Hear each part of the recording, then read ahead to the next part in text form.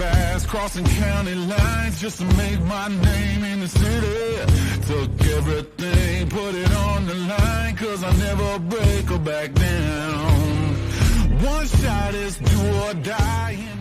Welcome to the bottom of the bottom, me and St. Solomon. If I saw him and I had to get him, yeah, I finally got him. Corner boost to mix up the solution. I am such a problem, crazy goon and gone up that pollution with a group of goblins, super choppers, and they hoot and holler when we stupid dollars, losing partners.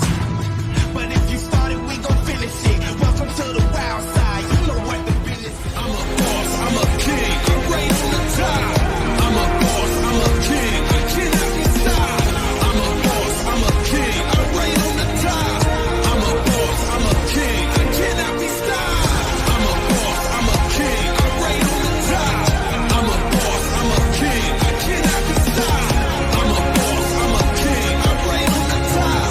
I'm a boss, I'm a king, I'm a boss, I'm a... I am a king on the throne and I'm running the kingdom with all my ability, using my strength and agility. Money.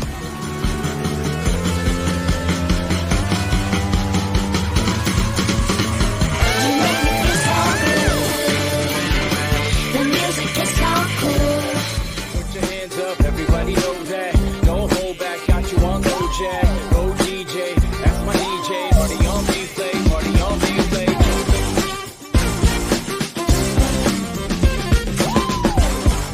Welcome to the bottom of the bottom, me and St. Solomon. If I saw him and I had to get him, yeah, I finally got him. Corner boost to mix up the solution. I am such a problem, crazy goon and gone up that pollution with a group of goblins, super choppers, and they hoot and holler when we stupid dollars, losing partners. But if you started, we gon' finish it. Welcome to the wild side, you know what the business is.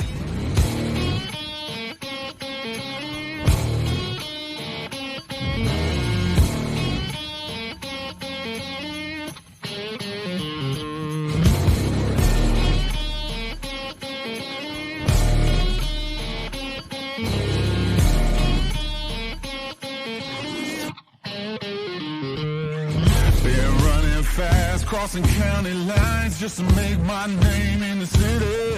Took everything, put it on the line, cause I never break or back down. One shot is do or die.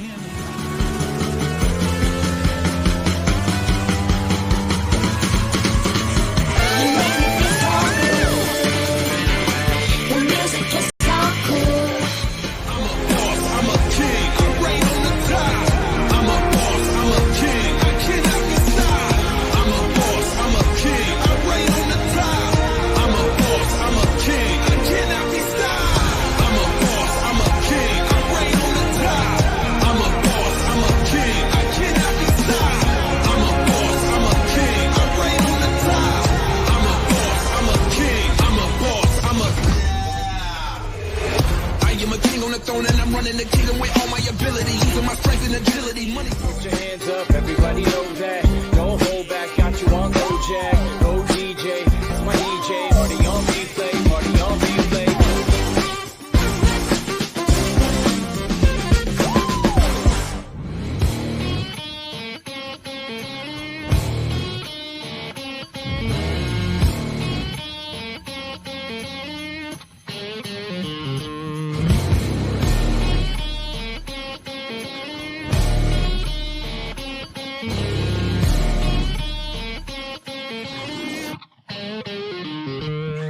Been running fast, crossing county lines just to make my name in the city.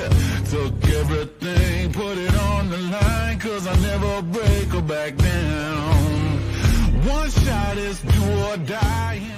Welcome to the bottom of the bottom, me and St. Solomon. If I saw him and I had to get him, yeah, I finally got him. Corner boost to mix up the solution. I am such a problem, crazy goon and gone up that pollution with a group of goblins, super choppers, and they hoot and holler when we stupid dollars, losing partners. But if you started, we gon' finish it. Welcome to the wild side, you know what the business is. Put your hands up, everybody know that. Don't hold back, got you on go jack. Go DJ, that's my DJ. Party on replay, party on replay.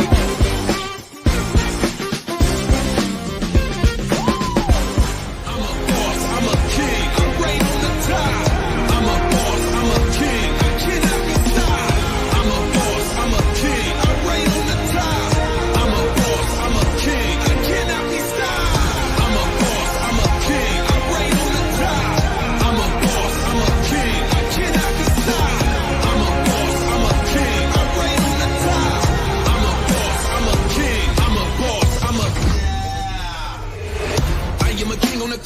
running the kingdom with all my ability, using my strength and agility. Money.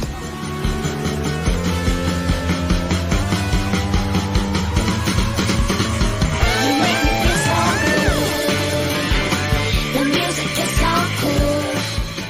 Welcome to the bottom of the bottom. Me and Sin Solomon. If I saw him and I had to get him, yeah, I finally got him. Corner boost and mix up the solution. I am such a problem. Crazy goon and gone up that pollution with a group of goblins, super choppers, and they hoot and holler when we flipping dollars, losing partners. But if you started, we gon' finish it. Welcome to the wild side. You know what the business. I'm a boss, I'm a king, I reign on the top. I'm a boss, I'm a king, I cannot be stopped. I'm a boss, I'm a king, I reign on the top. I'm a boss, I'm a king, I cannot be stopped. I'm a boss, I'm a king, I reign on the top. I'm a boss, I'm a king, I cannot be stopped. I'm a boss, I'm a king, I reign on the top.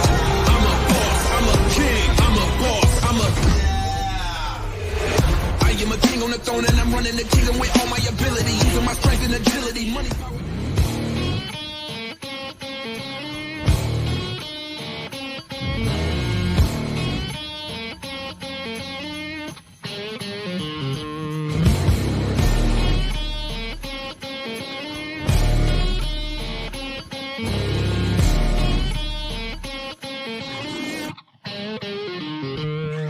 Been running fast, crossing county lines just to make my name in the city.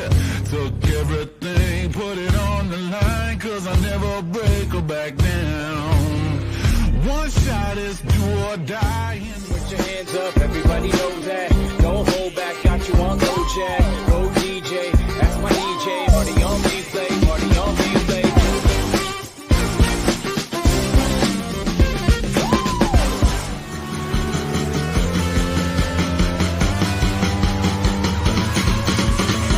You make me feel so good. The music is so cool. Welcome to the bottom of the bottom. Me and Sin Solomon. If I saw him and I had to get him, yeah, I finally got him. Corner boost and mix up the solution. I am such a problem. Crazy goon and gone up that pollution with a group of goblins, super choppers, and they hoot and holler when we flipping dollars, losing partners.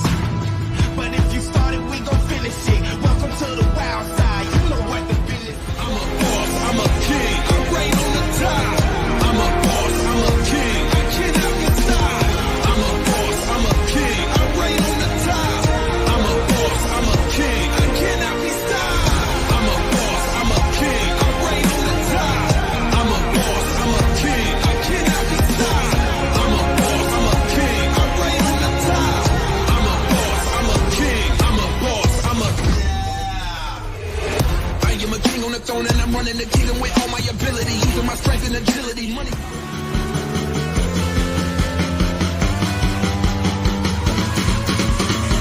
You make me feel so good. The music is so cool.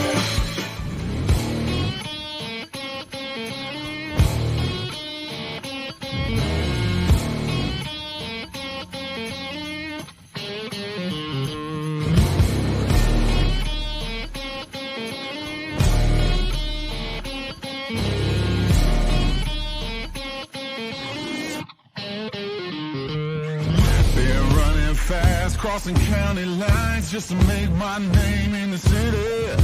Took everything, put it on the line, cause I never break or back down.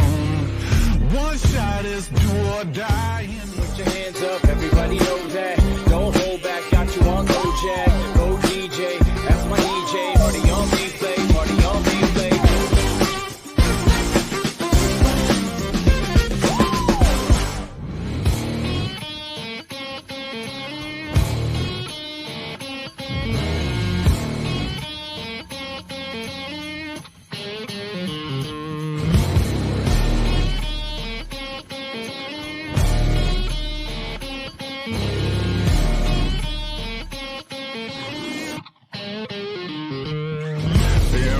fast, crossing county lines just to make my name in the city. Took everything, put it on the line, cause I never break or back down. One shot is do or die. Welcome to the bottom of the bottom. Me and Sin Solomon. If I saw him and I had to get him, yeah, I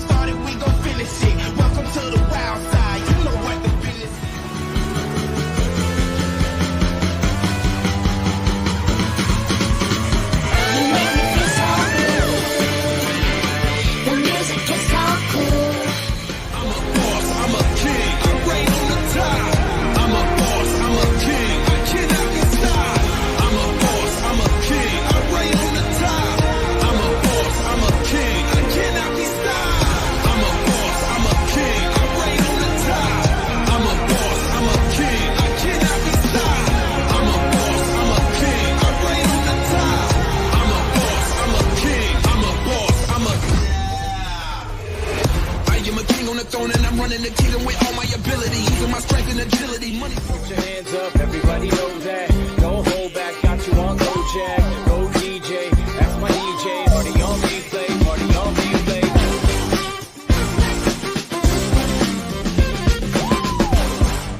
Welcome to the bottom.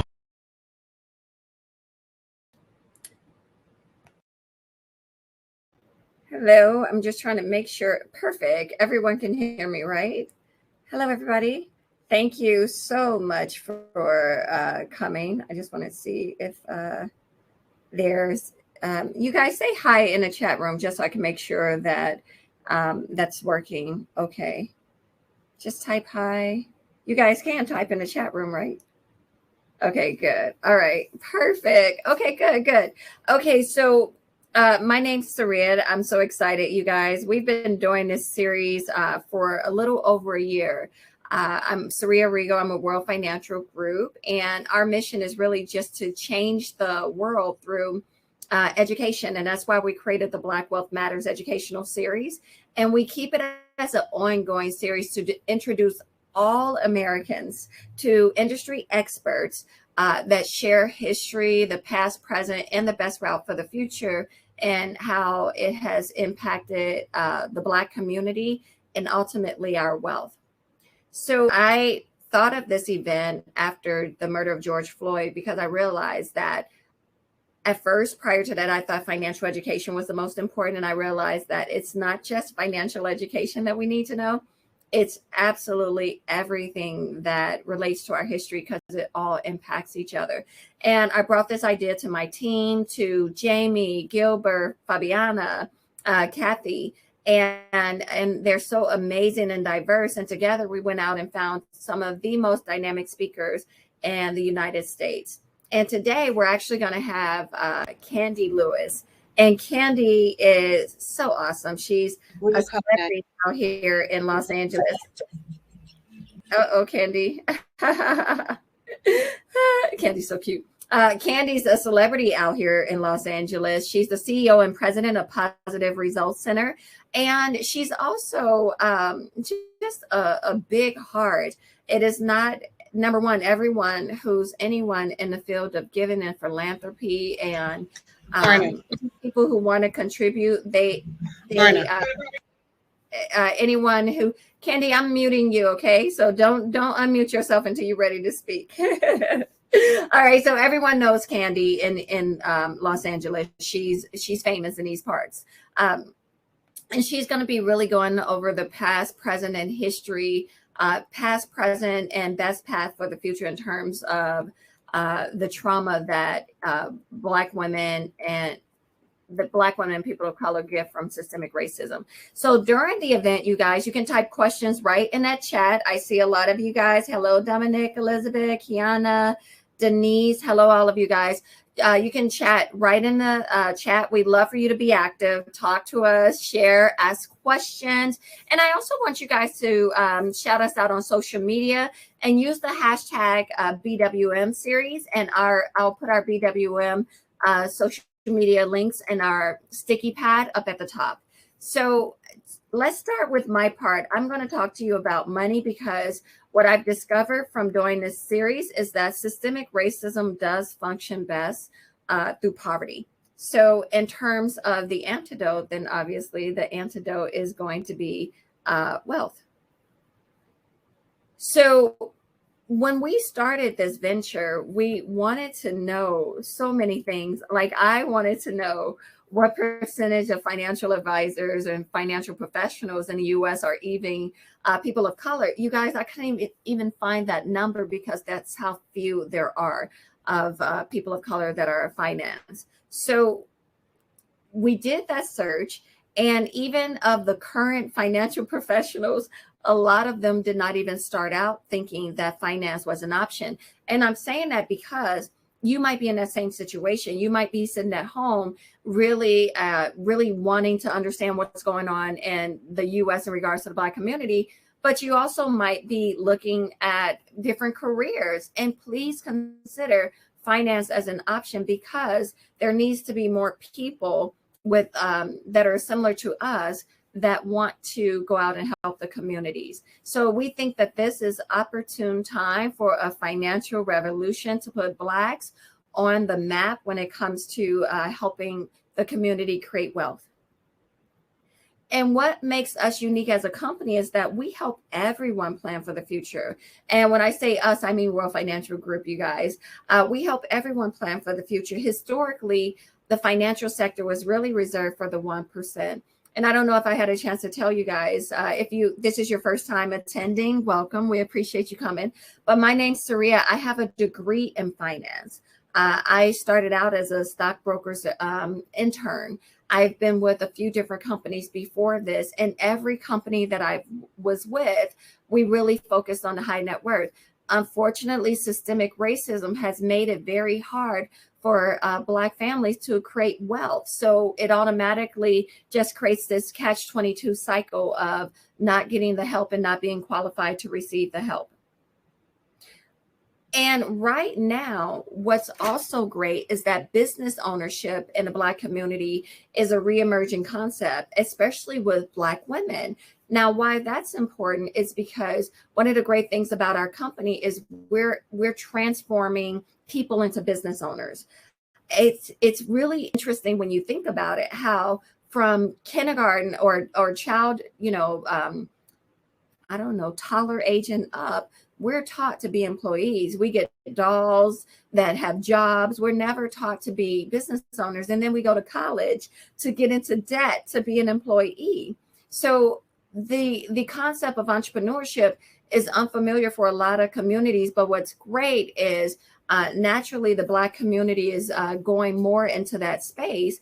But we want also for that there to be some partnerships in the financial world, because we want some good people too. We want a little piece of every pie. We want our company to look like America. But when you're thinking about owning a business or buying a business or buying real estate, when you're thinking about creating those opportunities, there's so many different factors that come up, like payroll, marketing, bookkeeping, HR. And we take care of that here if you're working with us. But there's still some things that you need to consider.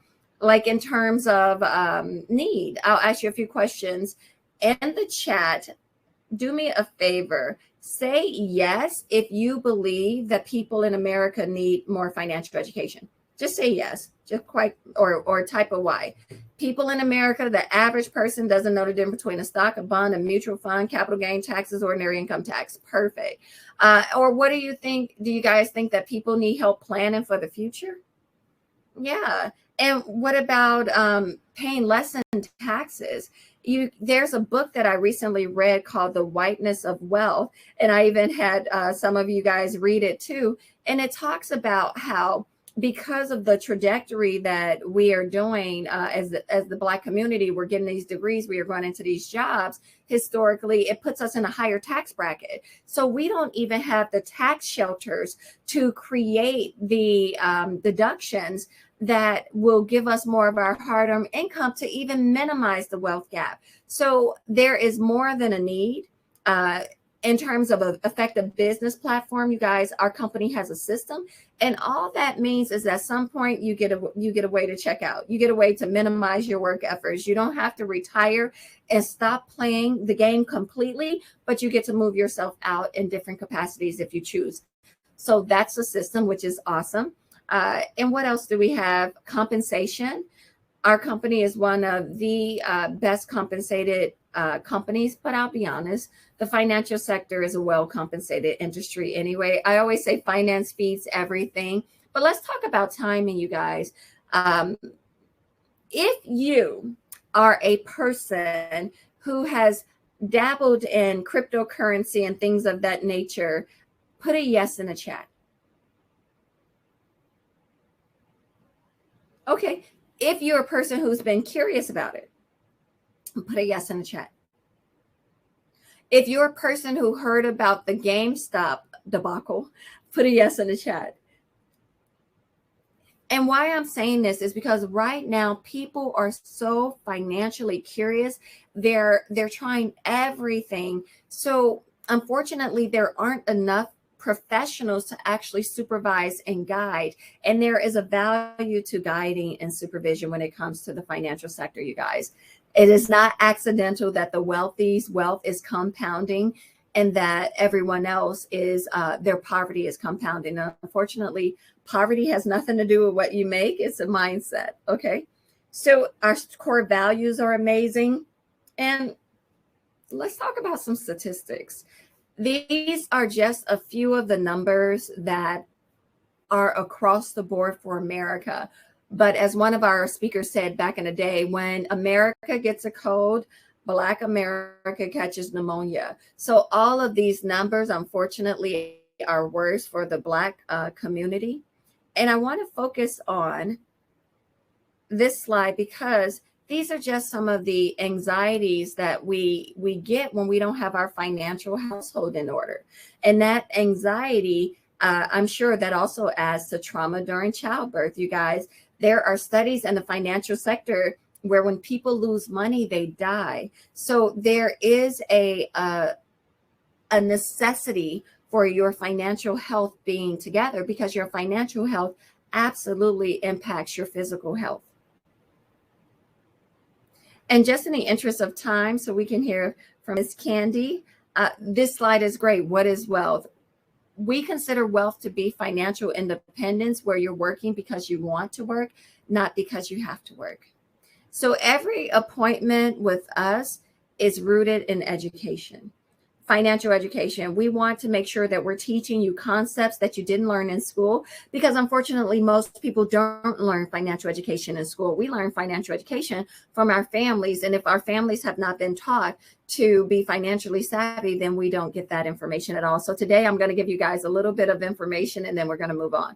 This is the rule of 72. Rule of 72 is about how to compound your money. It says that if you take 72, divide it into the interest rate of whatever your investment is getting, it's going to give you approximately how many years it takes for your money to double. Why this is important is because there are so many people of color whose families don't trust investments or banks or anything. But meanwhile, the cost of living is going up and up and up.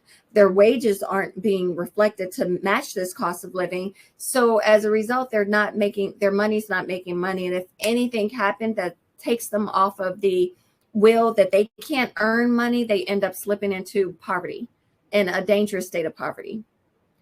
And then this is just about the time value in terms of procrastination. You know, so often we want to save and plan after we get done paying off our student loan debts, after we get that credit card done, after we get this, after we do that, after we get the bonus, when we get the new job. We always want planning and saving to come when everything's perfect. It doesn't work that way. So this slide just gives you the real numbers of what it looks like when you procrastinate, because it does have an effect.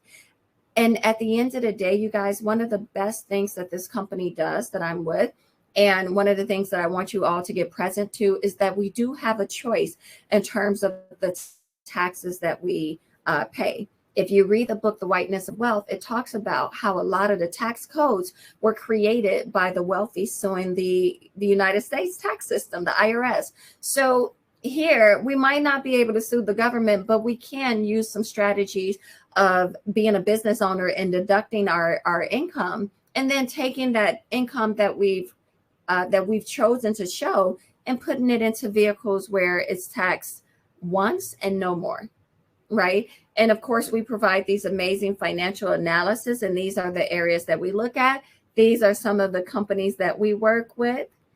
And in the interest of time, I am so ready to hear Ms. Kandee speak. So you guys, we provide an opportunity to be in the business. So take us up on it. If you're not sure, I'm going to put my Calendly link in here, so you can just schedule some time with me and we'll have an honest, authentic conversation. And that's it. And also, please share the word of the BWM series with your friends and your family. We're looking for ambassadors. So if you're someone that wants to help us promote this event, I'm going to give you a Zoom link at the end, and we'll just jump into another Zoom room. So hello, superstar. Oh, let me unmute you. Kandee, can you unmute yourself? Can you hear? Yes. Can you hear me now? Yes, ma'am. How are you? Thank you so much. I am great. Thank you. Thank you so much for having me on. Yes. This is a great space. Oh, absolutely. And this is a great timely conversation. What you don't know about me is I used to sell tax sheltered annuities. Did you? To public school employees throughout the United States. And Really? I want to tell every woman that is on this line and every man that is on this line who may be married to a woman, everyone should have their own retirement plan. In the time that I was doing it, I ran into so many women that were in their 40s and 50s who had gotten divorced and had never saved their own money. They were waiting on their husband, and then something happened and they found themselves at 40, 50 years old with no money. So make sure you invest in yourself. It's like that airplane, you put your seatbelt on first. You can't help anybody if you're not taking care of yourself. So that's my that's my little thing. And I'm glad to hear this conversation as I was thinking about wealth, money management, and the attack on Black women. As Black women, and any woman who's on this line, we are the birth givers. So we are not only we're working, we're taking care of the home, we're taking care of the family, we are birthing children. And what happens is we have to set an example. There's so much stress on us. And a lot of times there's a lot of stuff going on that's behind the scenes. So if you bring my presentation up, let me just go ahead and do this. Yes, ma'am. Okay. Okay.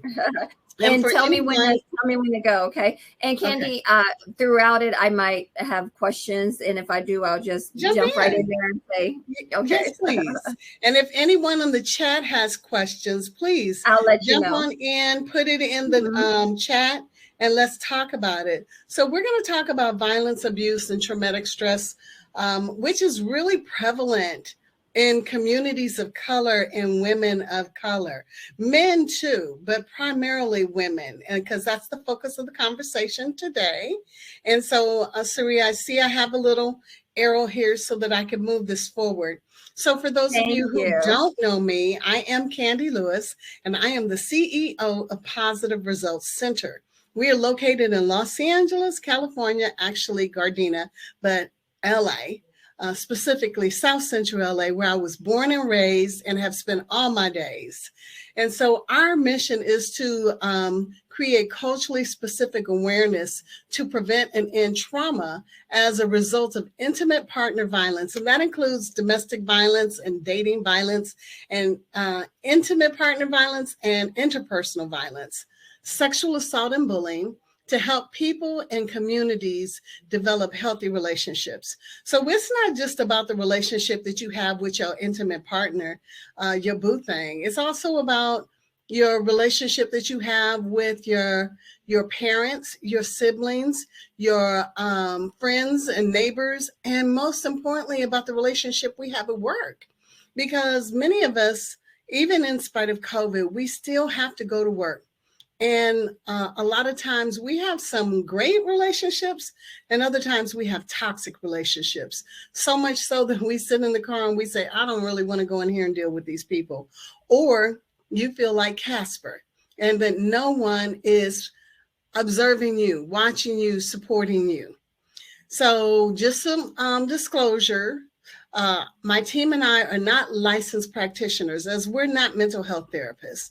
However, we have over 140 years, now it's about 145 years of experience working with target audiences and concerns around dating, domestic, and interpersonal violence. And our agency is considered a premier authority on these subjects. And for those of you who may have experienced some trauma or have been around trauma, there may be some triggers. So we're talking about violence and abuse. And a lot of times people think, I am not in an abusive relationship because my boo is not hitting me. So your boo does not have to hit you. And they don't even have to be your boo. They could be somebody you work with. They could be somebody that you are physically involved with, or somebody you're thinking about. And it could be even a sibling or parent as well. So the types of abuse include control, physical, sexual, emotional, isolation, verbal, male privilege, and economic abuse. And I didn't put spiritual abuse up here as well. And that's one of the things in the ways that people abuse. But we're really talking about is Black women. And so it's important that when we look at this, anytime you hear statistics, know that a statistic is based on someone giving information. However, in communities of color, because of the trauma that we've experienced, a lot of times we're not giving the data. We're not sharing, we're not reporting. So just looking at these statistics, we know that there's 20.6 million Black women and girls living in the United States, or about 7% of the population.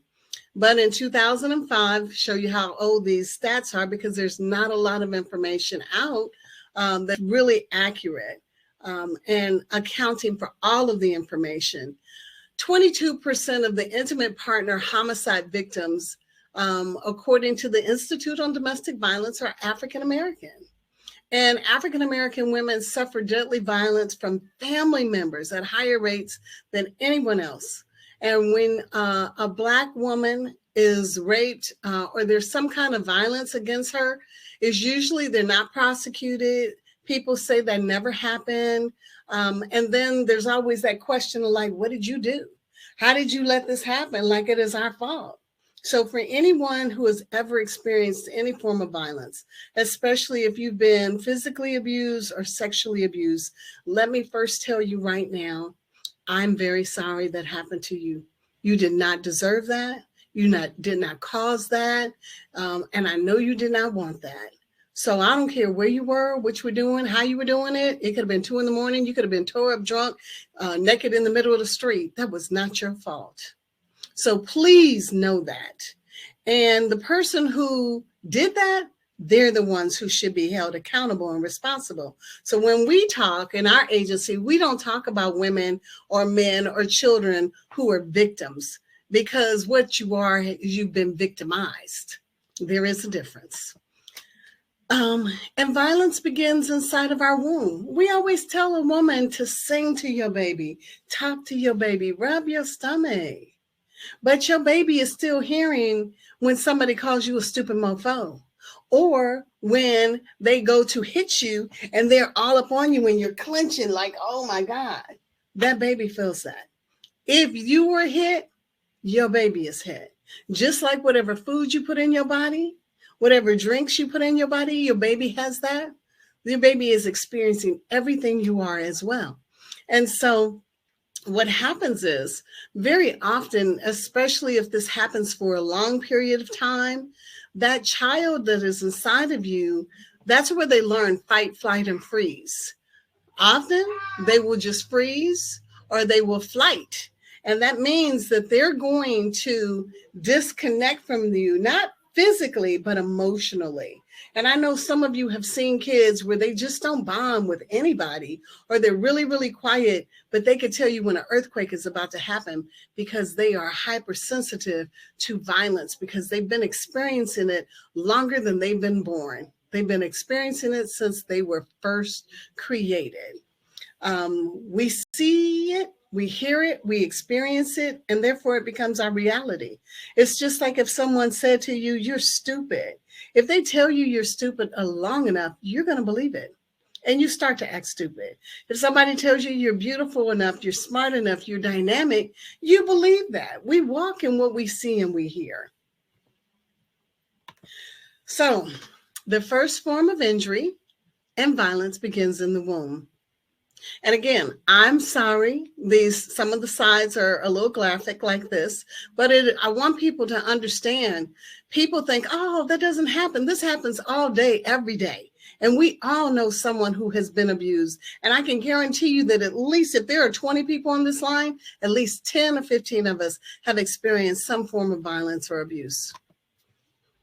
So women who have been abused before they were pregnant, the likelihood of that abuse increasing once they become pregnant, is 60% or higher. And then this is the more aggressive violence, because the reason it becomes more aggressive, where they hurt you, they beat you, they push you out the car, they burn you, they kick you in your stomach, is because, see, violence is all about power and control. It is not about love. It is not about like, oh, I'm trying to get your attention. It's about power and control. And so when you are not pregnant, you're giving your abuser the time, the attention, you're getting that power. But once you become pregnant, you start investing in your child and yourself. And your abuser's job is to get that attention back. And if that means that I've got to do everything that I can to get you to pay attention, I'm going to do these horrible things to you. Or I shouldn't say they will do those horrible things to you. So when you are pregnant, your child is constantly under stress, and the brain also reacts to stress. And let me just show you this. So this is a brain stem. And so it shows that stress-related alterations in the brain structure and connectivity impacts children in their development. Doctors recently uncovered evidence of a direct link between the maternal emotional state during pregnancy and changes in the offspring's brain. So we already know that when women are pregnant, they're very emotional. Sometimes they're crying, sometimes they're upset, sometimes they're happy. But that baby is experiencing the same thing, except for now, if you're constantly fearful and upset, your baby is also constantly fearful and upset. And the brain matter becomes very gray. And that is where that depression comes in. That's when the whole baby starts to change. And you can actually change their thought process, the kind of person that they are going to be, how they're going to show up by this violence and abuse.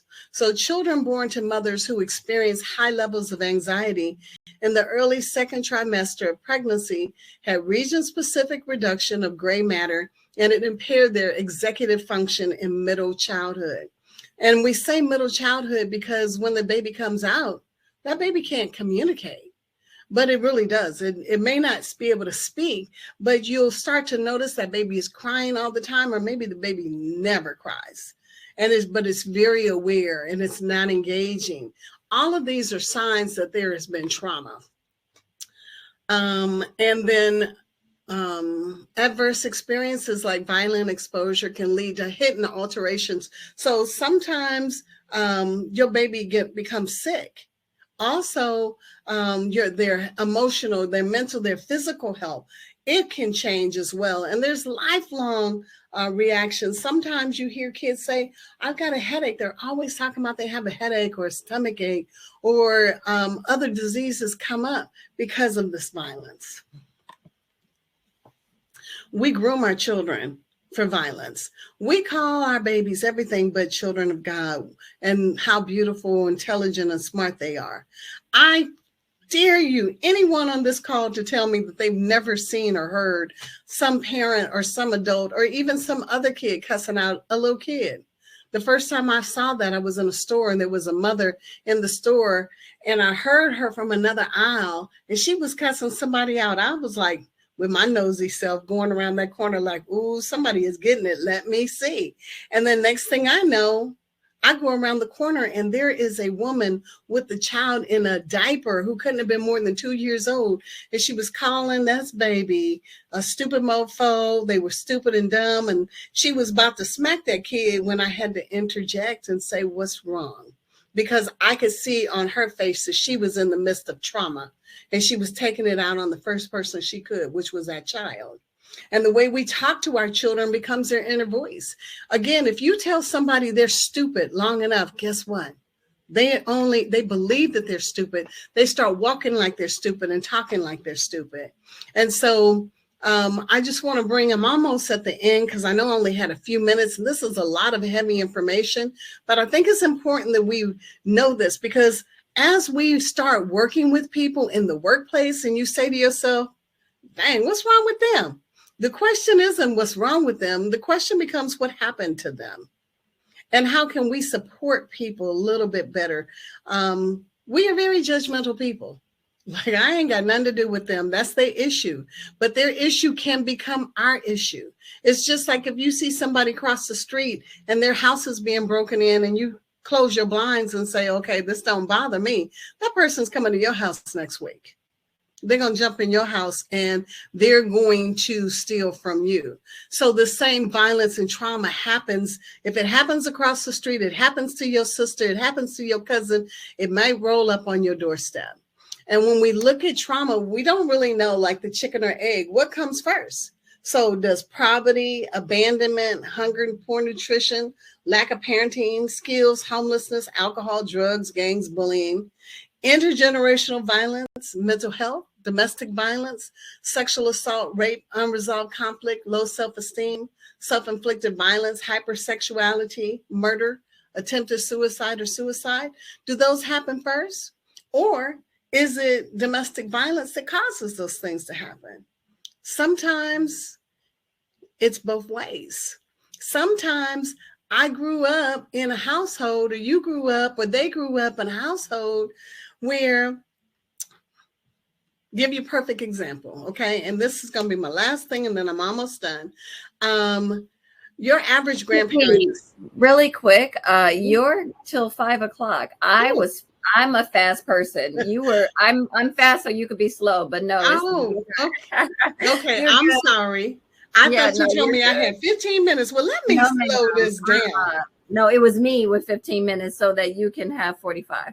Okay. And if anyone has any questions now that I'm slowing this sucker down, put that question right in the chat. And I thank those of you who are putting your comments in. Saria says, wow, the way you talk to children becomes their inner voice. Absolutely. Yeah. Rhonda says it becomes who they believe they are. Absolutely. Let me tell you, I knew this young man. He was so awesome.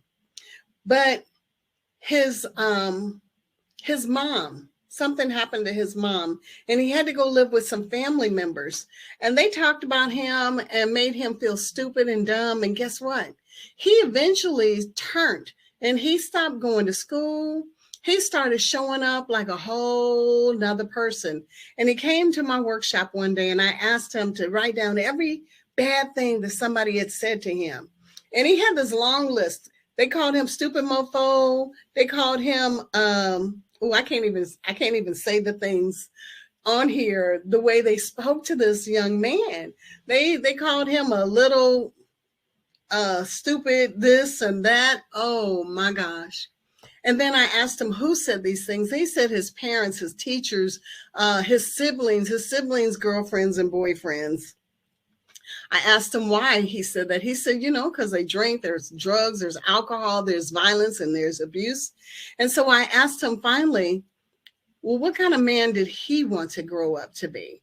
And side note, I've asked 375 men that question. What kind of man did you want to be? And they said, only 5 of them said anybody has ever asked them that question. Normally they ask, well, what do you want to do when you grow up? But they don't ask, what kind of man do you want to be? And so he told me, he says, I really want to be, I want to have my own business. He wanted to be an electrician. He wanted to be looked at as a good guy, kind of like a hero. And I had to ask him, well, are you walking like that? Or are you walking like a stupid mofo? And he had to pause. And he said, he was honest. Oh, I'm definitely walking like a stupid mofo because that's who I thought I was. Because that's who his loved ones, his base, his source told him he was. How were you talking to people? How are you talking to your kids? How were people talking to you? How many, let me ask, let's do this question. Put in the comment section why or yes if you've been cussed out by somebody you love, husband, wife, sister, brother, mother, father. Let me put my yes in here.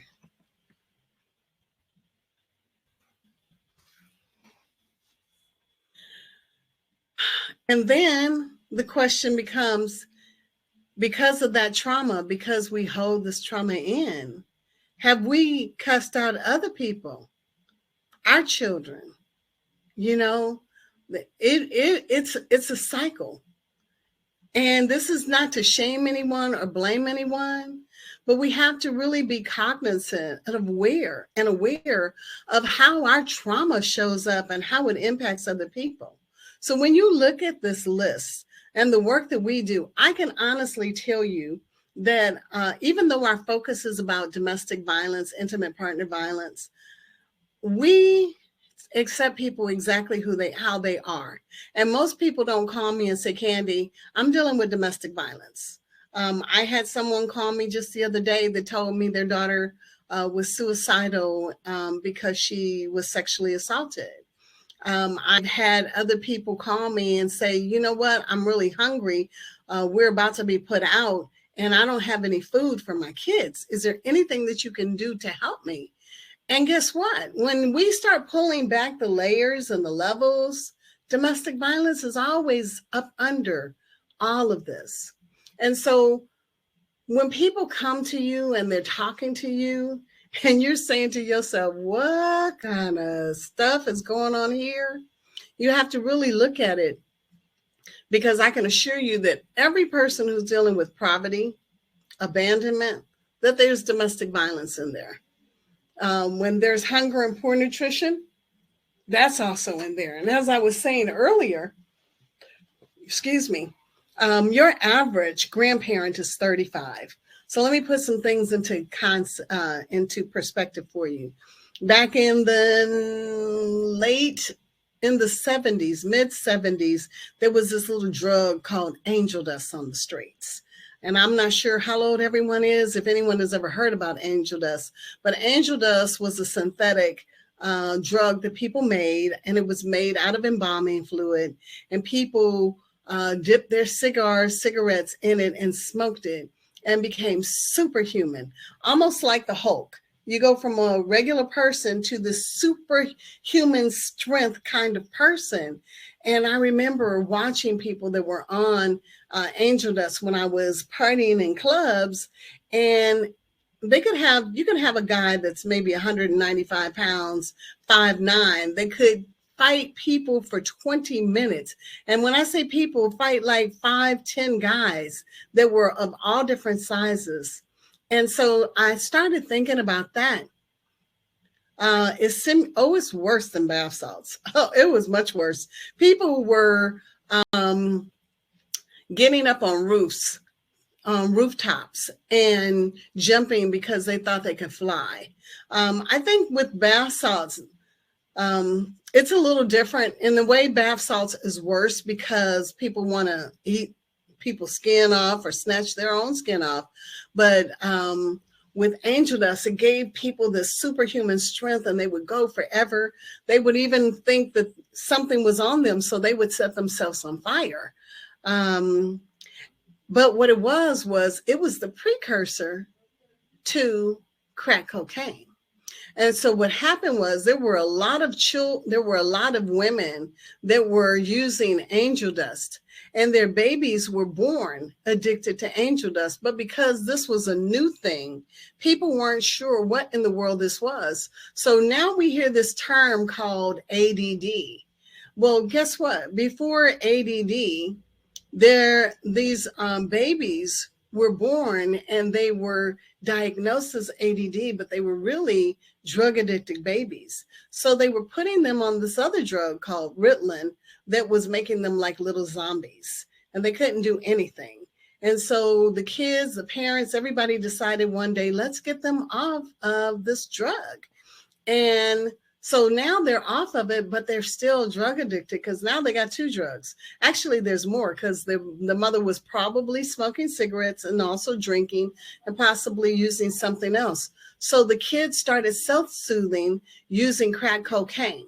What most people don't know is when you take drugs, especially synthetic drugs, they never leave your DNA. They just pass down to the next generation. And so our kids, but with crack cocaine did something that no other drug in the history of the world has ever been able to do. And that was make women walk away in mass from their children. Black women walk away in mass from their children. And there was this horrible term they called them. It was called strawberries. And the women were on drugs, selling themselves, using the drugs, having babies, bringing the babies back. And so what happened was they were bringing them back. It was the mother, the grandmother or the grandfather who were usually taking care of them, or maybe a family member who then had to go back to work because social services did not provide money for grandparents or family members. They said, these are your people, you had to take care of them. Times were different. And so now you've got the mother who is the protector gone. You have the father who is the provider gone. You have the grandparent, big mama, who's now back at work.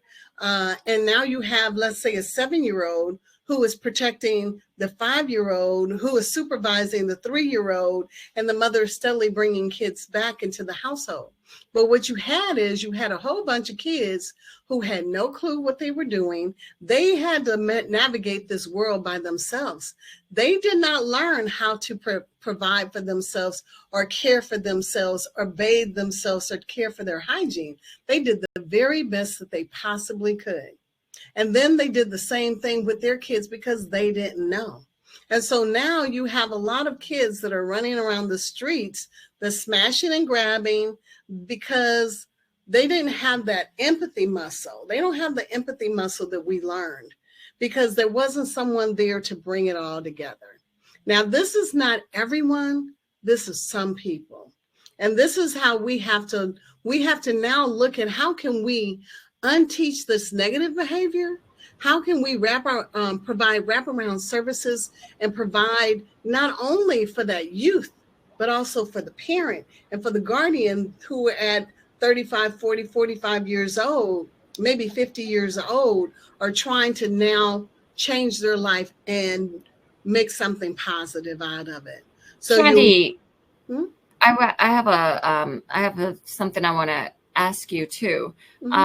So I know from the series and the we had a guy from the CIA who talked about the war on drugs and how Ronald Reagan really created that war on drugs. I thought that was the crack cocaine war on drugs. Did the war on drugs actually include angel dust?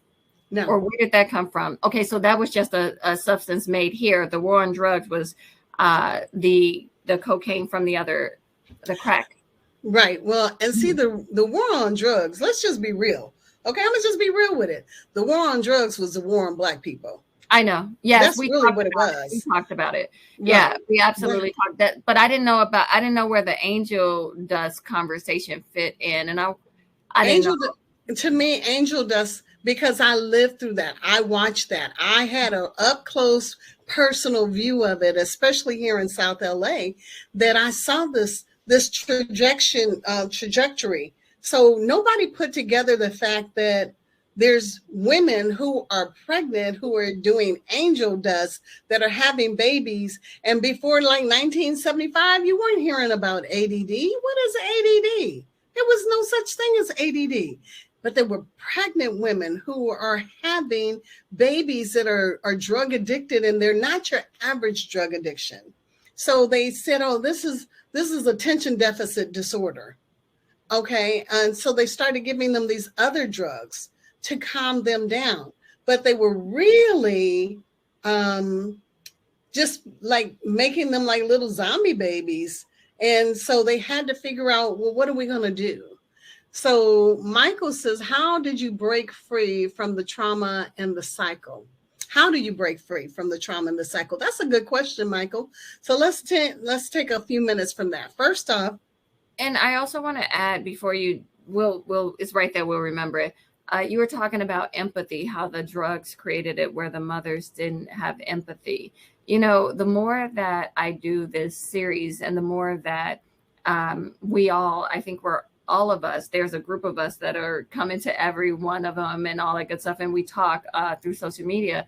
And what I'm really discovering is that empathy is really reserved for select groups in America. And unfortunately, Black folks are not in that group for empathy because, you're right. When something traumatic or violent happens, we always look to victim blame.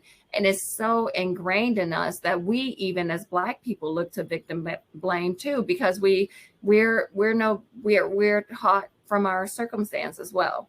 So that empathy muscle, I would love to know what you're doing to create, or what's the plan. So you're telling us where we are. I want to hear the plan. And is there anything in the past? You were saying that basically a lot of the numbers haven't even been calculated for us. And I know that a lot of times we are kind of like removed from the census and all of that good stuff. So what is your take on the past and racial trauma in regards to violent trauma and all of that?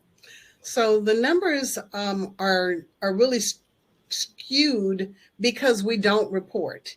We don't report because when we were little, and almost every single girl and boy, let's get this clear, because boys are sexually assaulted as children as well.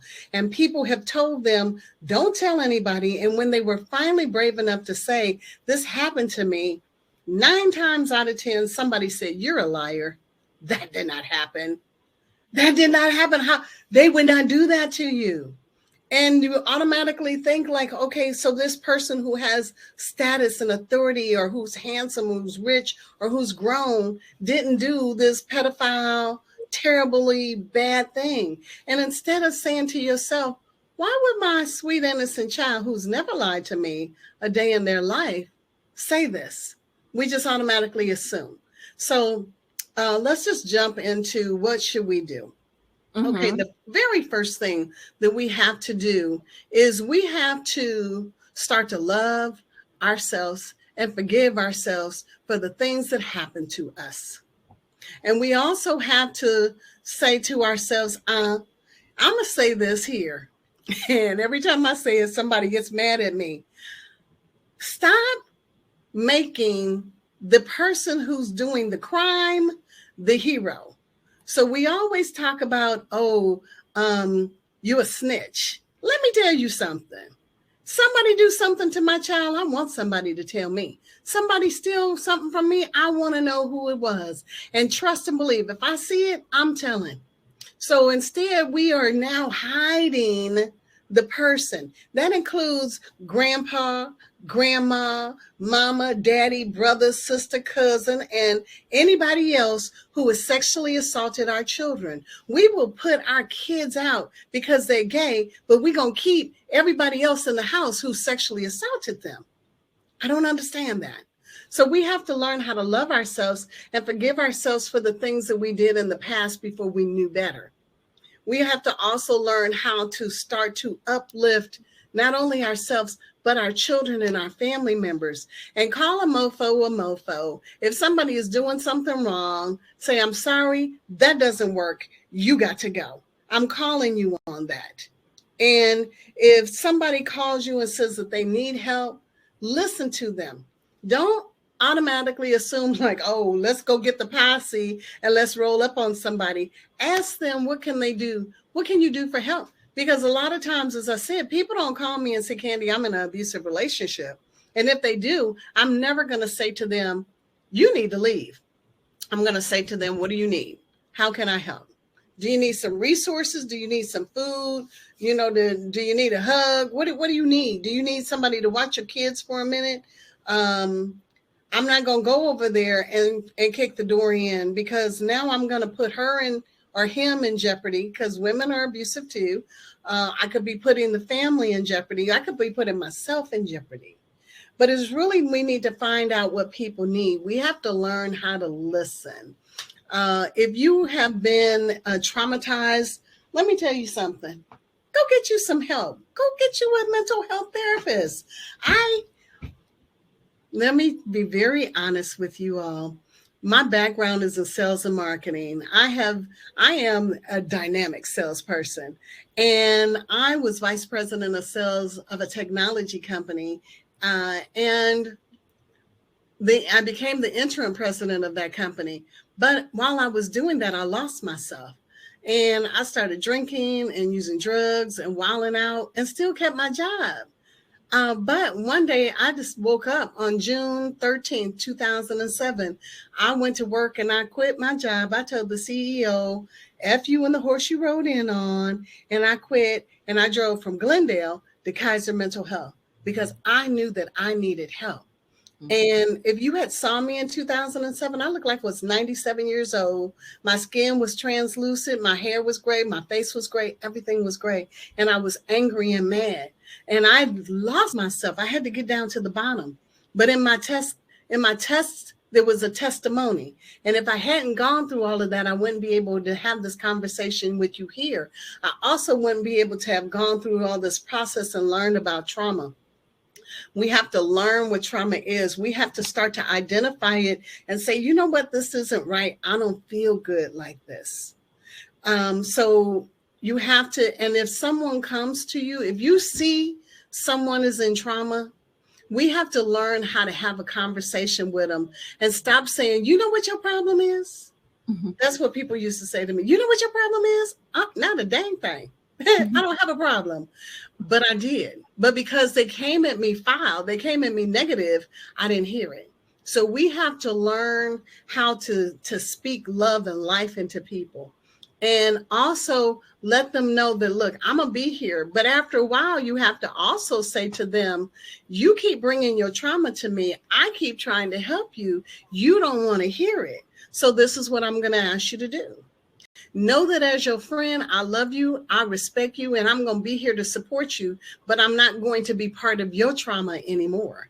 So I'm not going to be a part of this.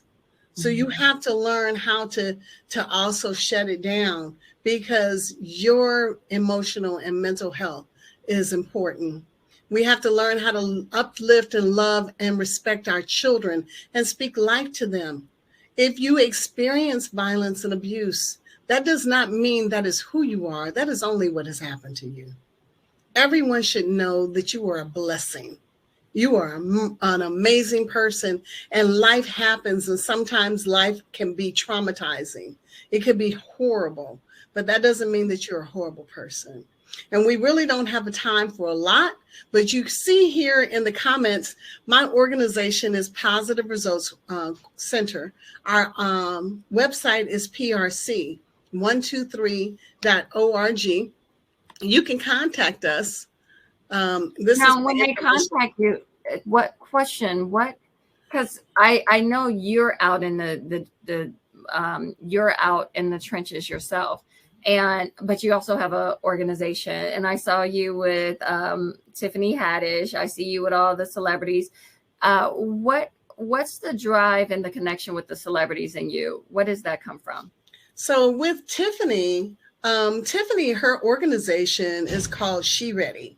And she works with transitional age youth. Those are people that are 17 to 25, 26 years old. And she helps them, especially those who've just graduated from college. This last work that we did together was to work with young adults who were formerly foster youth or still foster youth, who have graduated from college, and they were about to get jobs in the industry. And everyone needs a lot of skills, and we were teaching them the soft skills: effective communication, conflict resolution, tolerance, diversity, respect and team building, health, hygiene and etiquette, and financial literacy. See, you cannot be a leader if you're walking in acting like your boo-boo don't stink. And, so part of what we do is we teach leadership. We also work with corporations and help them to understand what trauma looks like. We all know what trauma is, but we don't think about it. Even how your trauma impacts other people's trauma. There was this one man who says, "Oh, I don't have any trauma." I said, "Well, do you have any children?" He says, "Yes."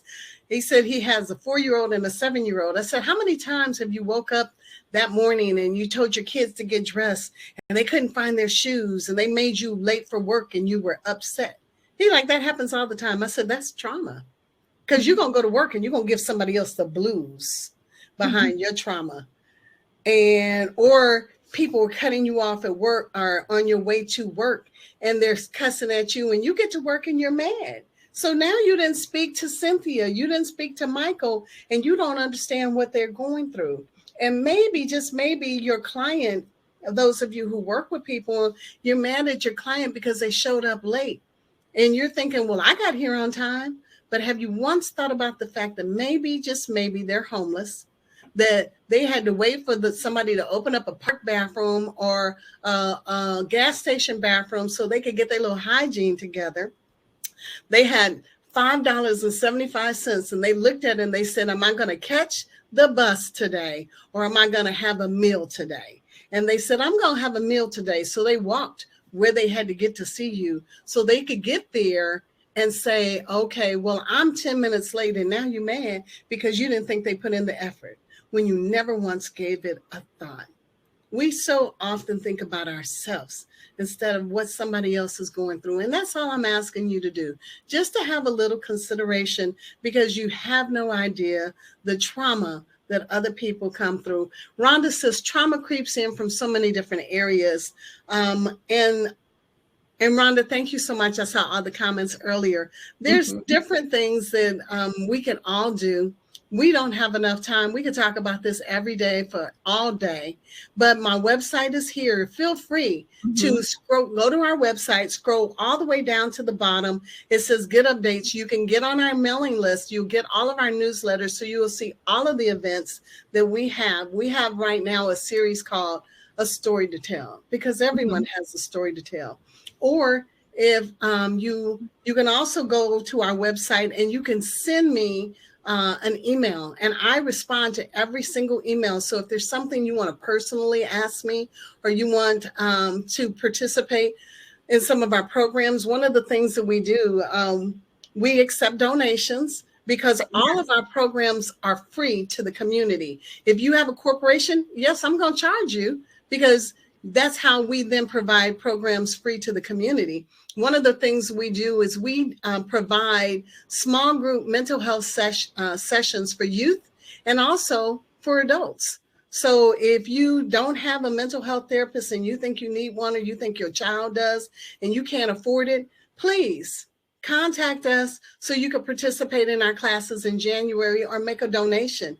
We also have, we're starting our trauma awareness class. The young lady who shared that she had experienced some things, we talked about how could we set up a trauma class, and we have had one. We haven't had one since COVID, but now we're seeing so many middle school girls and boys who have been sexually assaulted. So we're setting up a trauma class that is an art-based class, music, writing, dance. Maybe you don't have finances, but maybe you have a company or organization and you want to be a mentor to someone or provide programs and services. You can work with us. We are looking for all kinds of ways, because everyone needs to be involved in the healing of our community. And so I'm Kandee Lewis. My resources are here. I'm here. I thank you so much. And yes, we are on Instagram. We are on Facebook. We're on Twitter, not so much. I'm on LinkedIn. But more importantly, just reach us, contact us, call us, help us to help you, or maybe even help somebody else. And Saria, thank you so much for allowing me to be here. And I want to thank all of the people that are on the call. Spot on. I think it's Kiana. I'm not quite sure. Yes, Kiana. See the world with other people's eyes. Wonderful series. Check us out on Instagram. I just really appreciate you all for the time. And the last thing I want to say is that every single one of us is a blessing. We all have at least one gift, and some of us have many. I've been blessed to have many, so I'm doing this work, and I love it. Help me help somebody else. Absolutely. We will. And all of your donations are tax deductible. So thank you so much. I appreciate your time. Thank you. And Kandee, I mean, you shared so much stuff. I don't even know where to start. Does anybody want to share, ask anything before we let her go, before she moves on? We're going to have Kiana says, thank you for being who you are and what you stand for. I feel like our group absolutely has mentors there. I feel like we have mentors in here, and this group is very diverse. So I love mentors having access and helping, little kids of color get from point A to B. So you guys, please definitely reach out to Kandee, and if you can't do anything, give some time, give some money. Yes. Everything is appreciated. And Kandee, I'm just so amazed by you and your leadership and your popularity. Everybody and their mama knows you. I was Raven, one of our associates, she's in here. We were talking to a nonprofit, and more people than that. I see her. You guys follow her on LinkedIn. And we were like, the guy was just like, who are you two? Like, mostly me. Who are you, Saria? Who are you? And I said, well, I do this series, and these are some of the speakers for the second series. He's like, all right, Kandee. Okay. I was like, okay, I'll be saying that at every back door from here on out. I know Kandee. Well, let me just tell you, when I went from corporate America, had my depression, and then tried to figure out what I was going to do, I spent 2 years volunteering in the community. And so I talk to everyone. Your status does not, that doesn't make you important. You make you important. So I talk to everyone. And one of the things that my spirit told me was that I need to just let people know. There is a post. I'm going to see if I can find it. It is a Black woman CEO at Xerox who said, I told people who I was. See, we have this thing, especially Black people. We are like, oh, you know what? I want to just keep it low. But if I kept it low, you wouldn't know who I am. You wouldn't know the work that I do. And somebody on this call might have a daughter or a son who needs a resource. And if I don't say, this is who I am, you never know. If I didn't tell people when I was in sales, I was the best salesperson in town, oh, well, they knew that because, I made it known. But, and I was getting all the sales, but I tell people everywhere I go about the work I do. My husband would be like, why are you talking to people? Because you never know. You never know when somebody's going to need that information or share that information. Absolutely. So speak loud and be proud of who you are. If you're the baddest thing popping, say, I'm the baddest thing popping. Yeah. It's okay. There is no shame in that. Yeah. And great minds think alike, because Fabiana Downer was actually the one who reached out to you on social media. And I had been reaching out to you too, but Fabiana and I both kind of did a tag team, but we were both thinking about you and looking at you. And then I had the chance to talk to you. And, you're talking about the racial trauma and the violence that occurs to us, and that the microaggressions are a new thing now too. A lot of people are removing themselves from microaggressions and toxic environments where people feel like they were misunderstood. I didn't mean that. No, I didn't say that. That's not what I meant. So it's That's exactly what they meant. Yeah. So it's there's an effect. I guess you guys, at the end of the day, I just want you guys to all know there's an effect, and we can create our environment. I create a space of love as much as I can. My business partners are in here. We all create a space of love, and we got it. It has to bleed out. It has to bleed out into the rest of the world. Yes. I wish I was at my office. I would read you a quick note. There's a young lady that was in our mentoring class, and then I hired her at the beginning of the year. Well, actually, I had her. She wanted to volunteer. So she volunteered for a while, and then I hired her. And she was really depressed. She was sad. And I said, girl, come on. I got space for you. And I pay people a living wage. Hello, everybody. Pay people a living wage. Period. Yeah. Right. And she just gave me her letter of resignation because she just got a job at USC that's paying her even more money. Yay. And she said, I never would have been able to do this. And hey, Ursula, I know Ursula. Oh, yes, yes, yes. That's Ursula. Yes, yes. Yeah, The Ursula Burns the CEO. quote. So, And at but the what happened? USC's pay rate. Yes. So what happened was, she gave me this letter and she said, you have allowed me a space to heal. You've allowed me a space to share and bless other people. And this is really a family.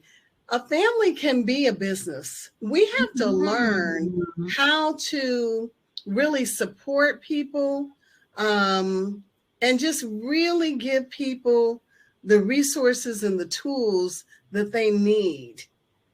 Just be kind. Yeah. And also one of the things that now that you understand a little bit about what we're doing, our goal is to create more of the people in this room and more of us who are kind to have the financial wherewithal so that we can hire people and pay them living wages, because kindness without financial backing is just well wishes and prayers. Girl. And that doesn't put nothing in nobody's belly. It doesn't do anything. So we really need to focus on this financial conversation and be that focused and money motivated. And the thing about finances, when you have the resources, you also are less likely to accept some old nonsense. And so it's important that we teach our children, because, we have all these things that they need to learn in school that have absolutely nothing to do with their life once they leave that class. But we forget to teach kids, young adults, about financial literacy, and not even financial literacy, financial empowerment. Financial empowerment. Yeah, we don't forget, Miss Kandee. We don't know. We don't know. That's why we're hiring and promoting and looking for people and bringing on partners versus hiring, rather, because we need more people to be in finance. We need more people to take this on the same way you switched your industry and was like, I'm going to give back in this way. We need people to be so committed to making sure that people the middle class has enough money to give back to the lower class, because if we don't, nobody will. Right. But also to teach them the things they need to know. Like, absolutely. Okay, so when you get this job and you think you balling and you're making $20 an hour, do you know what taxes are? Do you know who FICA is? I had somebody say, well, who this FICA person? What? Okay. But then you start saying, okay, well, but now I'm about to take my boo out and I got to go buy a new fit and I gotta, and then did you even factor in how much it's going to cost you to get to work next week, and your laundry and detergent and rent and gas and electricity and all those other things?